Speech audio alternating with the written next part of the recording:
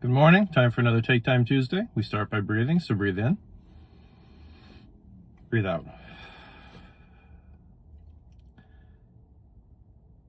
I have heard a lot lately that Generation Z and the newer generation are the dumbest generation to come about.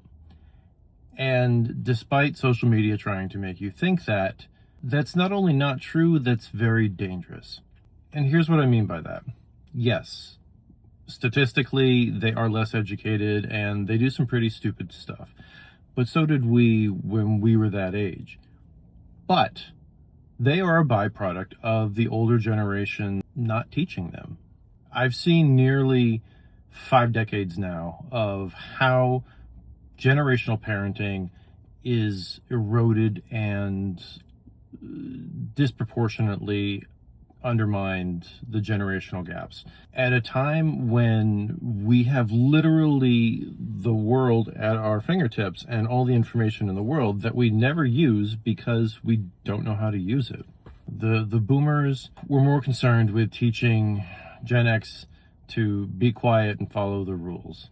Gen X was more concerned about making sure that millennials didn't suffer the strict hierarchy that we had to suffer.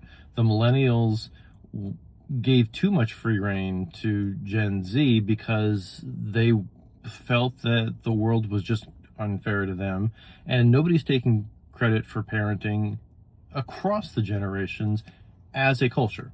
So yeah, we have undermined parenting as a generational thing, and on top of that, we've allowed legislation to erode the education system from underneath the newer generations. We're all to blame. We're all dumb as a result of it. And infighting between the generations for perceptions of intelligence is literally a waste of time.